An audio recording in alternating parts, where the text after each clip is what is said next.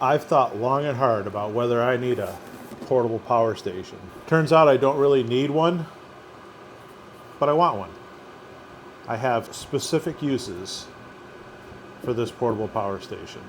The first use is this Bouge RV fridge that we use while traveling. Now right now I got it rigged up here in the garage.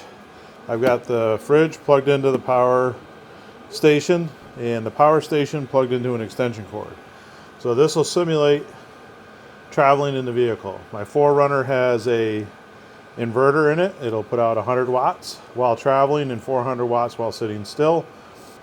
Right now we're simulating having this hooked up in the 4Runner, and you can see right here we've got 61 watts of power going in and 57 watts of power going out to power the fridge, which is not down to temperature yet because I just turned it on.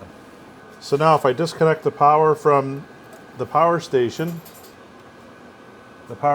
now shows 0 power coming in, 60 watts going out, and it says it'll power this fridge for 13 hours.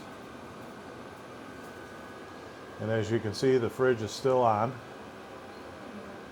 And then when you get back in the car and you fire it back up, the power comes back on.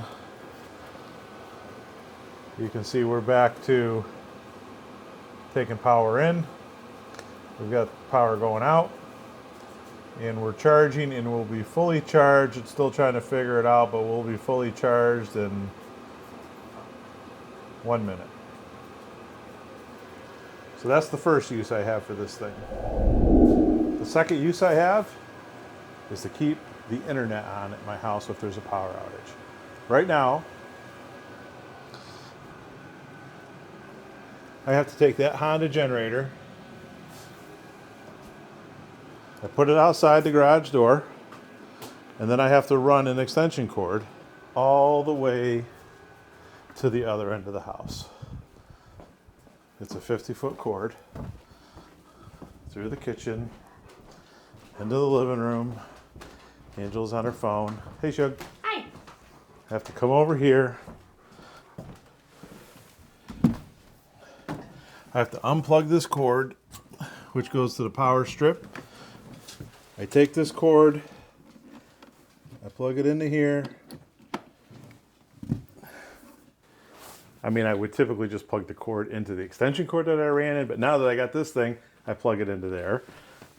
Now you can see, running the internet, we've got 25 watts of power draw, and we can support that for 30 hours. The third use I have for this power station is safety.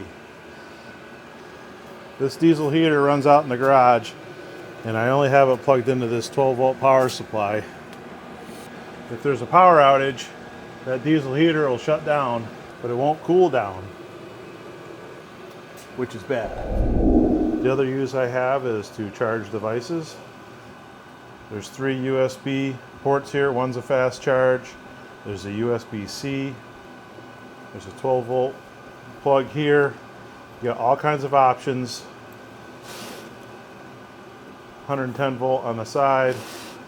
All kinds of options when charging. And if you want to charge your device, plug your cord in, plug your phone in, and you can see I'm taking 2 watts of power, 1 watt of power, and it's going to last for 99 hours. The website says you can charge your cell phone 59 times if that's all you're doing, so it's a long time.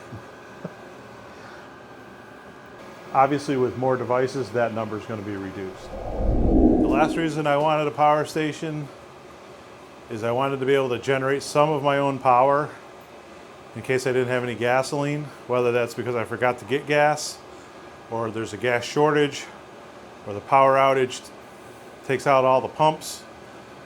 I wanted to be able to provide a little bit of power on my own without having to rely on gasoline. This Ecoflow power generator has the ability to use solar panels to recharge.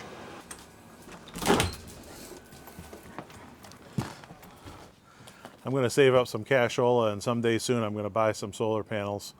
But as you can see, because it's January, it's not really something I got to get done right away. So after a little bit of research, I decided to go for the Ecoflow. It was on sale right after Christmas, so I took advantage of that. It got good reviews, it charges fast, and it has the ability to be used as a UPS. Another feature that it has is you can add another battery pack to it and expand the capabilities. I think you can double it. So far, so good with Ecoflow. That's it for today. Thanks for watching.